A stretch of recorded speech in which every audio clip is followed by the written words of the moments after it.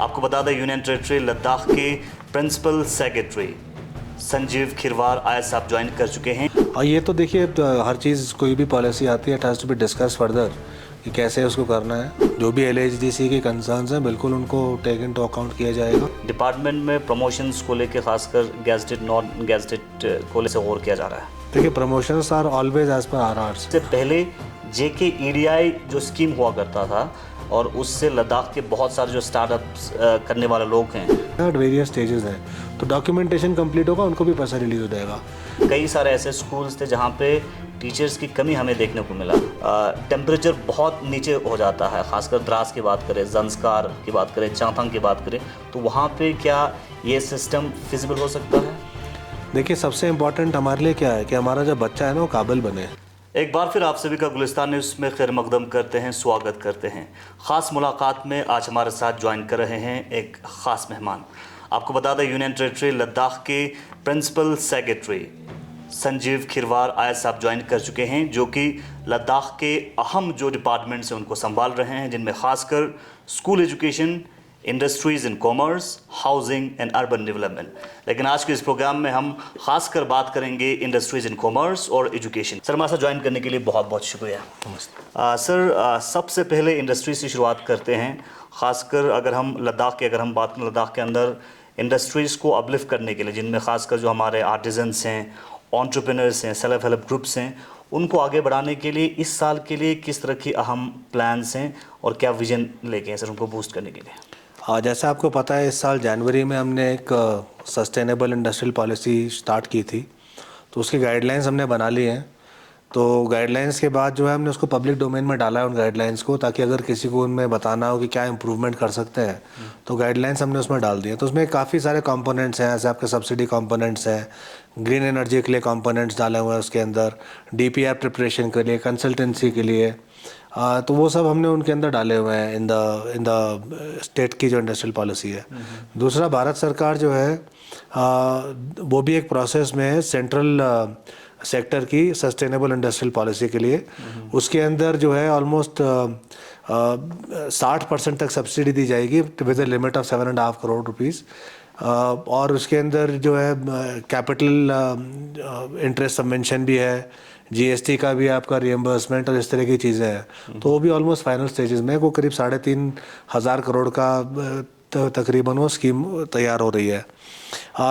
जो फिर जो और चीज़ें जो हम इंडस्ट्रीज़ में कर रहे हैं कि रिगरसली फॉलोअप कर रहे हैं अपना, जैसे PM विश्वकर्मा स्कीम एक आई है उसको रिगरसली फॉलोअप कर रहे हैं, PMFNE को फॉलोअप कर रहे हैं कि उसके अंदर सब्सिडी रिलीज़ और वो सब चीज़ें जल्दी हों। Same with PMAGP। तो हमारा फोकस इन सब चीज़ों पर चल रहा है। सर ख़ासकर अगर हम लद्दाख के अंदर कहें जो इंडस्ट्रीज़ हैं और ख़ासकर जो फूड प्रोसेसिंग यूनिट्स हैं काफ़ी बेहतरीन तरीके से काम कर रहे हैं, लेकिन उनके पास इंडस्ट्रियल लैंड नहीं है। हालांकि एम्प्लॉयमेंट जनरेशन काफ़ी ज़्यादा कर रहे हैं। ख़ासकर एक एग्जांपल दे, करगिल में एक आउटलेट है जीनेत के नाम से, वो लद्दाख से बाहर भी आउटलेट्स खुले हुए हैं, लेकिन उनको इंडस्ट्रियल लैंड नहीं मिल रहे हैं। तो ख़ासकर इंडस्ट्रियल पॉलिसी अभी तक इम्प्लीमेंट नहीं हुआ है, तो इस हवाले से क्या इस वक्त जो है स्टेटस? जैसे आपको पता है कि हमने पब्लिक डोमेन में एक स्टेट इंडस्ट्रियल पॉलिसी जो हमारे 11 इंडस्ट्रियल एस्टेट्स हैं उसके अंदर लैंड अलॉटमेंट पॉलिसी भी डाला था, तो उसमें some comments have been received, तो हम उनको एग्जामिन कर रहे हैं। जल्दी we will come out of the state land allotment policy in the industrial estates. तो इन सब को जो है हमारे पास जितनी भी एप्लीकेशंस पेंडिंग हैं उन सबको हम जो है उनकी जो भी requirements will try and meet those requirements. Industrial land allotment policy जब पब्लिक डोमेन में आया उसके बाद उसके ऊपर काफ़ी कंसर्न्स लोगों का देखा गया, खासकर लीजिंग ऑफ लैंड को लेके, LHDC के पावर को लेके। तो इन सारी चीज़ों को मद्देनज़र रखते हुए क्या आउटपुट आने वाला वक्त में आ सकता है? और ये तो देखिए हर चीज़ कोई भी पॉलिसी आती है it has to be discuss further कि कैसे उसको करना है। जो भी LHDC के कंसर्न्स हैं बिल्कुल उनको टेक इन टू अकाउंट किया जाएगा। बाकी जो कंसर्न्स फॉर लोकल एंटरप्रेन्योर्स हैं, सर्विस सेक्टर के अंदर हमने ये प्रपोज किया है कि केवल लद्दाख के लोग उसके अंदर आ सकते हैं।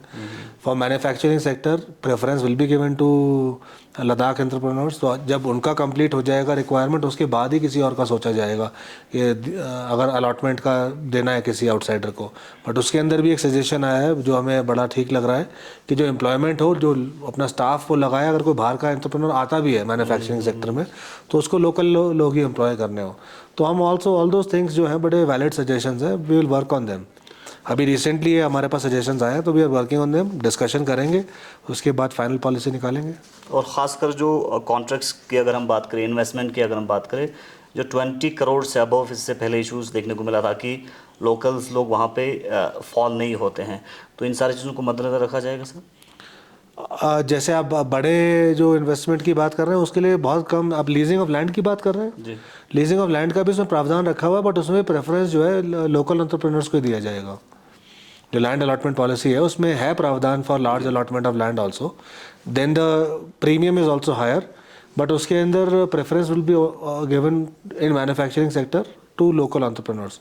और सर्विस सेक्टर में अगर कोई आ रहा है इंडस्ट्रियल एस्टेट में, तो वो केवल लद्दाख के लोकल एंटरप्रेन्योर्स के लिए ही है, वो किसी बाहर के आदमी के लिए नहीं है। और ख़ासकर जो एलोकेशन ऑफ लैंड है सर, उसका क्या प्रोसेस रहेगा? जो पहले ऑलरेडी आइडेंटिफाइड लोग हैं उन्हीं को दिया जाएगा, जो नए लोग हैं उनको भी कुछ तो एक वेटिंग लिस्ट होगी जिसने पहले अप्लाई किया हुआ है, बट ऐसा नहीं है कि नए एंटरप्रेन्योर्स उसमें अलाउड नहीं होंगे। जैसे आपके पास बचेगा लैंड, आपके पास इतने सारे इंडस्ट्रियल बचेगा, तो न्यू स्टार्टअप्स हैं उनको भी दिया जाएगा, थोड़ा उनका देखा जाएगा उनकी एबिलिटी और ये सब क्या है, उनको भी दिया जाएगा। वो हमारी गाइडलाइंस में वो सब मेंशन्ड है कि अगर कोई नया स्टार्टअप भी आता है तो व्हाट उसको क्या क्या उसको डॉक्यूमेंटेशन हमें देना है। डिपार्टमेंट की बात करें तो डिपार्टमेंट में प्रमोशंस को लेके, खासकर गैजेटेड नॉन गैजेटेड को लेके और जो सर्विस रूल को लेके काफ़ी कंसर्न्स हमें देखा जा सकता है, तो इसके ऊपर किस तरह से गौर किया जा रहा है? देखिए, प्रमोशंस आर ऑलवेज एज पर आरआर्स। तो गजटेड के हमारे आरआर्स अभी फाइनल और नहीं हुए हैं, वो प्रोसेस में चल रहे हैं। यूपीएससी को कुछ कंसल्टेशन में गए हुए हैं, कुछ पब्लिक डोमेन में हम डाल चुके हैं कमेंट्स के लिए। तो ऑफ हैंड मेरे पास जो हमारी काफ़ी सारी कैटेगरीज हैं वो मेरे पास लिस्ट अवेलेबल नहीं है, बट हमने सारे अपने गजटेड रूल्स जो है बना के at various stages of approval हैं। तो वंस एक बार पब्लिक कमेंट्स आने के बाद, यूपीएससी अप्रूवल के बाद हम सबको नोटिफाई भी कर देंगे। उसके बाद जो है प्रमोशन जो अगर कोई पेंडिंग होगा, नॉन गजटेड के अंदर तो हमारे रिक्रूटमेंट भी अभी काफ़ी सारे हुए हैं, करीब 15-20 लोगों का हमारा वेरियस पोस्ट पे हुआ है। ऑडिटर का हुआ है, हमारा स्टोर कीपर का हुआ है, जूनियर असिस्टेंट, फिर कंडक्ट्रेस, ब्लॉक इन्वेस्टिगेटर्स, इन सब के हमारे करीब 15-20 पोस्टों का हमारा रिक्रूटमेंट भी हुआ है।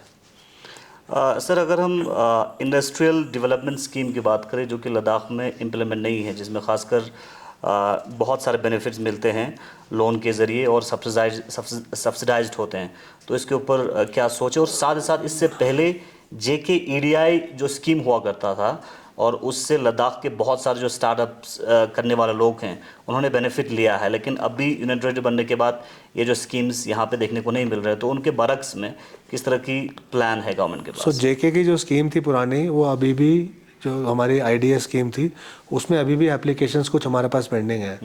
कुछ को तो हमने अभी रिलीज़ भी किया है पैसा जो सब्सिडी था, 2 और का होने वाला है शॉर्टली। कुछ के जो कागज़ हैं वो वेरियस स्टेजेस में, I think if I am not mistaken 11 के आसपास ऐसे केस हैं और वेरियस स्टेजेस हैं, तो डॉक्यूमेंटेशन कंप्लीट होगा, उनको भी पैसा रिलीज हो जाएगा। ये पुरानी IDS थी जो आपकी JNK के समय की थी। नई IDS भारत सरकार, जैसे मैंने आपको पहले बताया, वो लाने वाली है। जिसके अंदर काफ़ी लार्ज बेनिफिट है। जैसे मैंने आपको बताया 60% सब्सिडी तक मिलेगा, capital subsidy with a limit of 7.5 crore rupees, and 6% आपको उसके अंदर वर्किंग कैपिटल सब्सिडी है। तो कब तक आ सकते हैं सर? जल्दी आना चाहिए। आई थिंक कैबिनेट में भारत सरकार में अंडर डिस्कशन है, जल्दी आना चाहिए। हम सब के कमेंट्स ले लिए गए हैं, हमने अपने कमेंट्स दिए, तो जैसे वहाँ पे तैयारी हो जाएगी तो इशू हो जाएगा वो। चलिए सर, खासकर एजुकेशन को लेके कुछ क्वेश्चंस आपसे करना चाहेंगे। जिस तरह से यूनियन टेरिटरी लद्दाख की एडमिनिस्ट्रेशन की जानिब से इससे पहले डिटैचमेंट को लेके एक ऑर्डर जारी किया, उसके बाद से कहीं ना कहीं कई सारे ऐसे स्कूल्स थे जहाँ पे टीचर्स की कमी हमें देखने को मिला।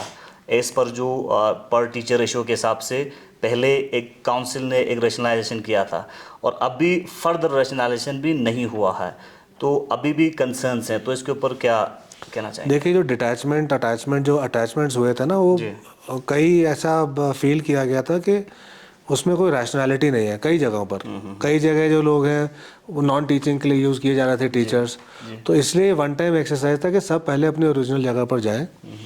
हमने ऑलरेडी एक्सरसाइज कर ली है कि स्टूडेंट टीचर रेशियो के हिसाब से कहाँ पर क्या रिक्वायरमेंट है।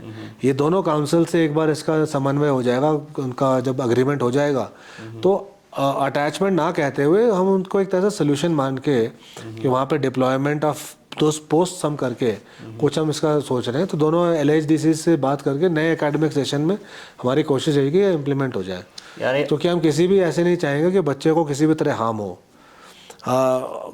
किसी भी हमारी not following a logical scheme, क्योंकि जो अटैचमेंट था वो भी पहले लॉजिकल नहीं था। अगर आपने देखा हो, and there were several complaints कि भाई आपने उसको क्यों अटैच कर लिया, उसको क्यों नहीं किया। तो उसमें कई बार क्या होता था, जिसका घर पास है या जिसका एक्सेस है टू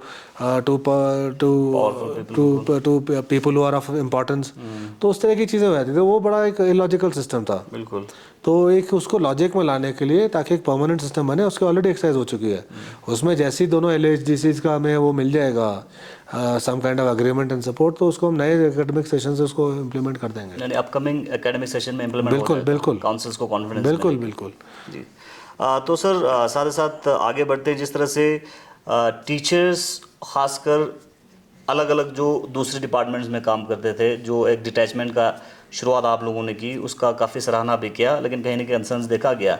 तो अभी भी क्या आप लोगों की नज़र है, जो जनरल टीचर्स हैं वो कहीं पे दूसरे डिपार्टमेंट में या दूसरा काम नहीं करना? ये तो स्ट्रिक्ट इंस्ट्रक्शंस है हमारे ऑनरेबल LG की भी, कि आप जो टीचर्स हैं वो टीचिंग करें, नॉन टीचिंग स्टाफ भी जो अपनी जगह पर जाए। तो अगर ऐसा कोई आएगा तो वी विल, अनलेस कुछ मेडिकल केसेस हैं जिसको अलग से कमेटी बना के देख रही है, तो ऐसा कोई केस आएगा तो it will be taken note of. Sir, इस साल यूनियन टेरिटरी लद्दाख में एक अहम इनिशिएटिव लिया है स्कूल एजुकेशन डिपार्टमेंट की जानिब से कि विंटर कोचिंग और ख़ासकर जो विंटर हॉस्टल सिस्टम, ये अपने आप में एक हिस्टोरिक है। लेकिन कई सारे लद्दाख में ऐसी जगह हैं जहाँ पे जो टेम्परेचर बहुत नीचे हो जाता है, ख़ासकर द्रास की बात करें, जंस्कार की बात करें, चांथंग की बात करें, तो वहाँ पे क्या ये सिस्टम फिजिबल हो सकता है? देखिए, सबसे इम्पोर्टेंट हमारे लिए क्या है कि हमारा जो बच्चा है ना वो काबिल बने। तो हमने कुछ टेस्ट कराए, तो उसमें हमें थोड़ा कंसर्न्स नज़र आए कि जो पहली बार हम CBSE में जा रहे हैं 10th और 12th में, तो बच्चे हमारे CBSE अगर रेडी नहीं होंगे तो उनको दिक्कत होगी, उनका कॉन्फिडेंस कम होगा, they will drop out of the schooling system. वो काबिल नहीं बनेंगे भाई हम कॉलेज की एजुकेशन करें, कुछ फर्दर एम्प्लॉयमेंट कहीं और ले पाएँ। बिल्कुल। तो उसको हमने करने के लिए सोचा है कि उनका हमारी तरफ से उनकी रेमेडियल पढ़ाई होती रहे, बिकॉज बच्चा एक बार घर चले जाएगा तो पढ़ाई छोड़ देते हैं कई बार। उसके लिए जो है हम अलग अलग हॉस्टल्स में एक मेंटरिंग सिस्टम जैसा रखेंगे कि हर टीचर को, कुछ बच्चे होंगे, he will be completely focused उन बच्चों की प्रोग्रेस के ऊपर कि उसकी पढ़ाई कैसी चल रही है, is he performing well. Chapter wise उनके एग्जाम्स लेंगे, उन चैप्टर्स में कहाँ उनकी वीकनेस है। तो हर teacher would be mentoring, would be a part of a WhatsApp group with probably the parents of the children also, and ensure कि हर बच्चे को जितना भी हम कर सकते हैं, सशक्त कर सकते हैं, मॉनिटर कर सकते हैं, हेल्प कर सकते हैं, करें। जो आपने बताई चीज़ कि कुछ हार्ड एरियाज़ हैं जैसे द्रास, जंस्कार, तो वहाँ पे अगर कोई हॉस्टल होंगे जहाँ पे हीटिंग अरेंजमेंट्स होंगे, बाकी चीज़ों को वहाँ रखेंगे। अगर वो नहीं हो पाएगा, जैसे चांगथांग के कुछ अगर एरियाज़ है, तो हम उनको लद्दाख के हॉस्टल्स में जहाँ पे प्रॉपर हीटिंग होगा वहाँ लेके आएंगे। So we will try and make the children comfortable and the teacher who are staying back to be comfortable. हमारा फोकस जो है ना वो ये है कि बच्चा जो है उसका कॉन्फिडेंस नहीं ख़त्म होना चाहिए कि उसने एक एग्ज़ाम अच्छा नहीं किया तो उसकी वजह से उसका कॉन्फिडेंस ख़त्म हो जाए। तो हम उसको एग्ज़ाम के लिए अच्छी तरह तैयार करना चाहते हैं ताकि वो एग्ज़ाम के लिए वो he is ready in all this thing, ठीक है ना। और हम कहना चाहते हैं कि भैया हम आपके साथ खड़े हैं, अगर आपको कोई भी डिफ़िकल्टी हो तो we have a mechanism to support you. Sir, इससे पहले कई सारे मिडिल स्कूल्स में हेड टीचर हुआ करता था, जैसे हमें इन्फॉर्मेशन मिली है, और SSA के इंसेंटिव के तहत वहाँ पे हेड टीचर्स रहते थे। लेकिन अब भी नहीं है, क्योंकि जितने भी मिडिल स्कूल्स हैं वो हेड टीचर्स से खाली है। और साथ ही साथ यूनियन लगभग अगर हम लद्दाख की अगर हम बात करें 300 से ज़्यादा पोस्ट जो हैं वैकेंट हैं। तो इसके ऊपर क्या पॉलिसी है गवर्नमेंट का? तो जैसे वैकेंट पोस्ट है हमारी टीचर्स की, वो तो दोनों हमारे SSRBs जो है करने वाले हैं। और कुछ नए जो RRs आए थे हमारे 2021 में सितंबर में, उसकी वजह से CTET नॉर्म्स, B.Ed और ये सब आ गया था, तो कई बच्चों ने यहाँ CTET क्लियर भी किया है। तो उनके एग्जाम्स तो मुझे लगता है जल्दी होने वाले हैं। कुछ क्लैरिफिकेशन मांगे थे दोनों DCs ने, हमने दे भी दिए हैं। सो ये मुझे लगता है एग्ज़ाम्स जल्दी हो जाएंगे, तो ये पोस्ट जो है करीब 225 या कुछ हैं टीचर्स की भर दी जाएंगी। फिर जैसे आपने बताया कि कुछ हायर सेकेंडरी स्कूल्स हैं और हाई स्कूल्स हैं, वहाँ कुछ प्रिंसिपल्स की ऐसी पोस्ट वैकेंट है। तो हमें कुछ अभी GAD ने एक्सरसाइज की है, कुछ हमें गजटेड ये पोस्ट ट्रांसफ़र हुई हैं, तो उसमें से हम एटलीस्ट 3 हायर सेकेंडरी स्कूल्स में हम हेड ऑफ इंस्टीट्यूशन दे पाएंगे। जो आपके हाई स्कूल्स हैं उनके लिए भी और मिडिल स्कूल जो अपग्रेड हुए सर्व शिक्षा में, तो उसमें मैं क्रिएशन ऑफ पोस्ट करना पड़ेगा, तो we are working on that exercise कि पोस्ट क्रिएट की जाएगी। जब से अपग्रेड हुए तब से पोस्ट क्रिएशन का मूवमेंट नहीं किया है, तो हम पोस्ट क्रिएशन के लिए मूव कर रहे हैं जल्दी। May be in the next 1 और 2 मंथ एक्सरसाइज करके हम थोड़ा लंबा प्रोसेस होता है पोस्ट क्रिएशन का, it is not a very easy thing. Department of expenditure जाता है, MHA जाता है, तो take some time, but we are on that exercise कि लॉजिकली सबको कन्विंस करें कि ये हमें स्कूल्स में इतने पोस्ट चाहिए। तो इन सब चीज़ों पे हम काम कर रहे हैं। जो हेड मास्टर वाला, हेड टीचर वाला जो मिडिल स्कूल जो आपने हेड टीचर वाला बताया, उसमें समग्र शिक्षा में हमें मिले हुए हैं। तो only concern that we have is कि head teacher is a contractual post, उनके नीचे परमानेंट आदमी अगर काम करेंगे, वो have a higher pay scale and all that, उसमें कई बार कन्फ्लिक्ट आ जाता है। तो we are trying to think how to work around this thing, तो उस पर काम चल रहा है हमारा। सर, गवर्नमेंट का क्या नए हायर सेकेंडरीज और नए हाई स्कूल्स अपग्रेड करने का प्लान है? क्योंकि कई सारे ऐसी जगह हैं जहाँ पे रोल काफ़ी ज़्यादा है, जहाँ पे एवेन्यूज हैं, पॉसिबिलिटीज हैं। जैसे इनके नॉर्म्स होते हैं सर्व शिक्षा अभियान में, RTE के अंदर, तो जैसे ही नॉर्म में फॉल करता है, we make a case and government of India approves it.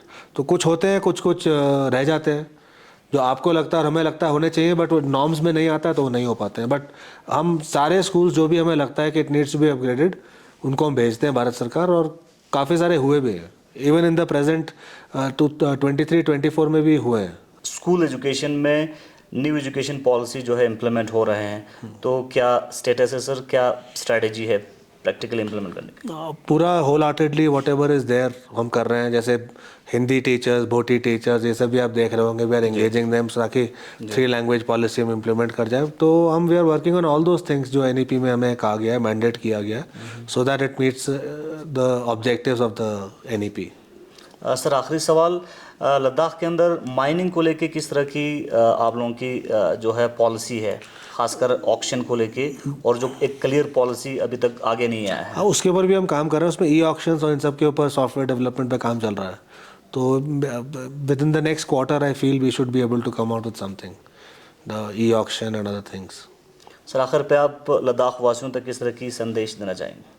और लद्दाख वासियों को ये बोलना चाहेंगे दैट जितने भी हमारी टीम है, UT में जितने भी ऑफिसर्स हैं, we are committed to serve you with all our heart, with our mind and with all our abilities. तो we are always there with you and to serve with the best of whatever we have to offer. Thank you. बहुत बहुत शुक्रिया। हमारे साथ ख़ास मुलाकात में आज ज्वाइन कर चुके थे यूनियन टेरेटरी लद्दाख से एक ख़ास मेहमान, principal secretary school education, industries and commerce, housing and urban development, Shri Sanjeev Khirwar IAS। आप बने रहे हमारे साथ पल पल के अपडेट्स के लिए। आप देखते रहें गुलिस्तान न्यूज़।